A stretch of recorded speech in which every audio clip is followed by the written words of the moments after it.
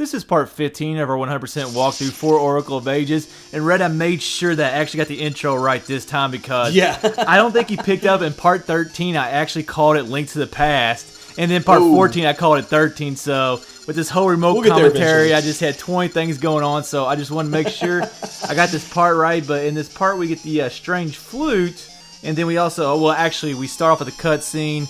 We get another animal companion, Dimitri. We get a Seed Satchel upgrade. Then we get the Strange Flute, 50 rupees, and then we do some of the trading sequence.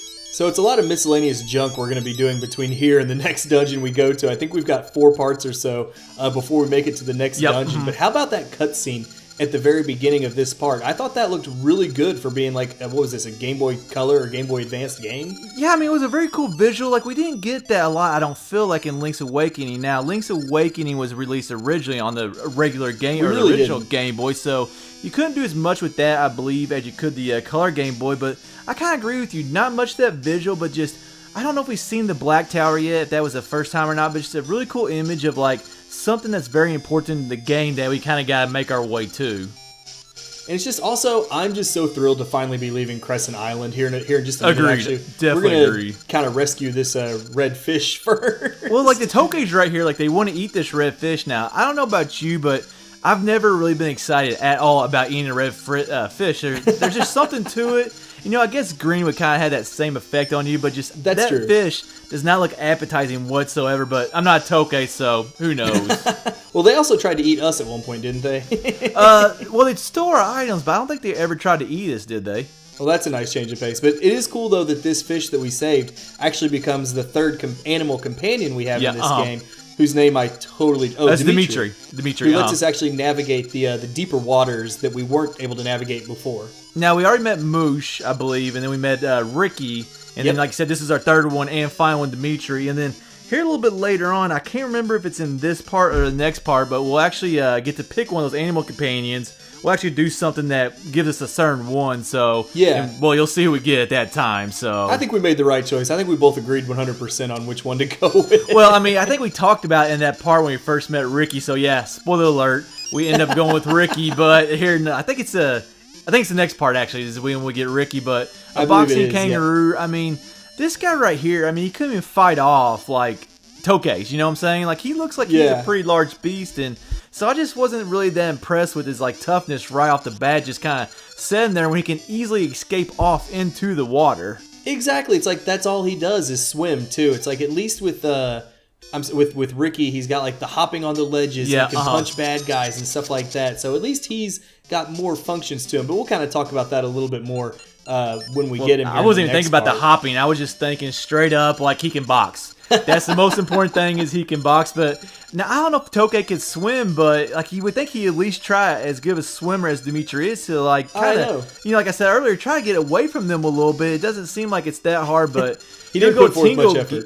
Yeah. But here we go, Tingle. It's finally nice that we don't we pay for some. Actually, we don't have to pay for something, and he gives us an upgrade. So it's kind of nice, and it's like Tingle. I feel like serves some really weird purposes in this game. Like we got the map from him earlier, which is kind of similar to what he did in Wind Waker. The sea chart, The sea chart, yeah. And then here in this part, he's given us the Seed Satchel upgrade, which I don't think we've ever gotten from Tingle in a previous Zelda, or not that I can remember that we've ever gotten from Tingle in a previous Zelda game. Like, the island chart, I think, is actually the island chart, sea chart. I think they're kind of interchangeable in this game. I've heard both. But we definitely gotten some of those from him. And what I was talking about with Tingle is, like, in Wind Waker, we got to pay him all that money to, I can't remember what he does exactly. He gives us the map to an island, the island retreat or something like that. Yeah, something like that. So, like I said, it was just nice, like, finally getting something from him and not have to pay him because... Majora's Mask, where we first met him, we also had to pay for that map, and it seems like a lot of the game it is map related. So, like you kind of said, it's also nice to get Seed Satchel, something different from him this time. Now you'll see us every time that that we run into Maple on a screen. We will try to hit her. You can avoid her altogether, and as as we've mentioned before, we are trying to get a specific item from her. That is just a total random. And I know Hick's kind of laughing in the background. Yeah, I got something to say about that. He's got some stories for that. Well, it's just, you can totally avoid her altogether and not have to go through that process of trying to regain your rupees or your bombs, whatever. Yeah. But we're trying to get that item, which Hick is going to expand on a little bit here. I think. Like I think we said earlier in the game when we first met her, like she will randomly drop a heart piece throughout the game. Now, I've actually seen it once. I was kind of practicing, so I didn't get it, but I'm actually at this part of my recording where I'm literally trying to get this heart piece from her. Like, I'm basically trying to get to her, restarting the game if I don't get it. And I thought it's something like, you may do like once every 20 times or once every 25 times she'll like drop it.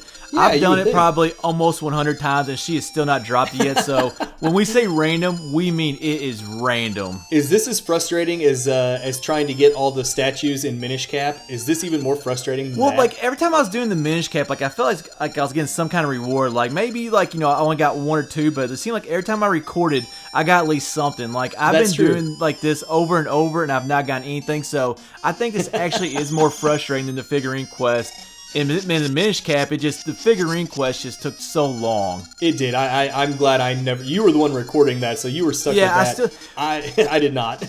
Well, the thing is, like, I've told you this behind the scenes, like, one of the things that I kind of regretted with some of our walkthroughs that we recorded, or Zelda games, period, that we recorded, is that, like, I skipped down a couple of things, like, for example, in Twilight Princess, I didn't do the Poe collection. We're doing that now in Twilight Princess HD, but there's been so many games where I kind of went through and recorded everything. I didn't record everything. I kind of wish I would have taken the time to do that, so I try to think about that now when I'm recording the games. It's a good idea, but man, let me tell you, right now we're doing this target practice game. It's going to get us the Strange Flute. I was terrible at this. Yeah, it was a very hard game. You kind of had to like turn, like you can see I'm facing straight right here. You actually have to turn your body and you'll hit more left or right depending on which way you're aiming. So I kind of learned that later on in the game because we actually do revisit this game. We'll have to do something. We'll have to get a certain amount of points to get a certain item. But basically this is the way you get Ricky. Like you have to go in here and defeat this game, and that'll give you the Strange Flute that will allow you to get the animal companion Ricky. At least we only have to get 100 points total in this first round to get the Strange Flute, which one fairy alone gets us to 100 points, because as you've seen, we've racked up a lot of negatives by hitting the imps and things like that. Yeah, it was terrible.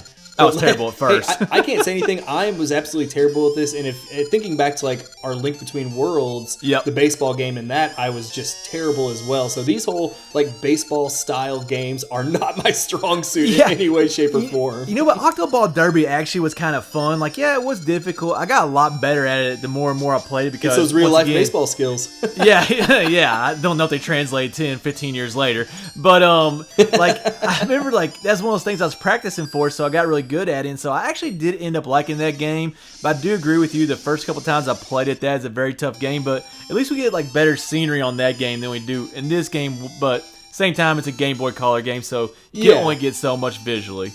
At least you're playing a baseball game too in Link Between Worlds. At least that's a little bit of fun. Here you're just you're hitting at an imp or a fairy or a red or blue block, and there's no excitement in that.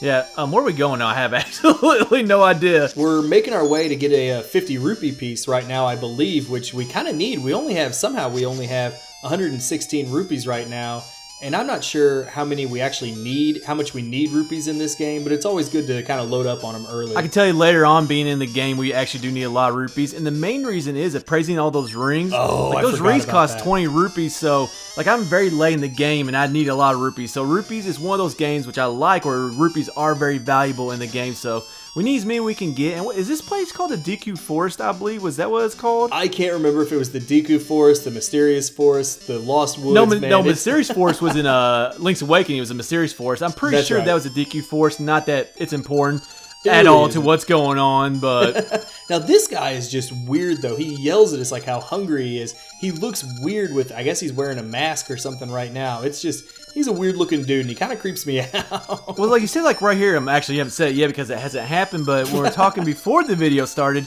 we're kind of talking about the item that we'll get right here. It's actually, it's a doggy mask. We'll trade out the tasty meat for the doggy mask. You kind of like that you saw a mask in this game finally, but like this right here, to me, appears to even be a mask shop. So I was kind of disappointed that we only got this one mask in the game, but here's a mask shop that they could probably did a little something with. It's at least cool that they make an appearance because masks are such a huge part of later games. Obviously, Majora's Mask being the main one, but they do make an appearance in a lot of the Zelda games. So I think it's really cool that we at least got a little cameo there.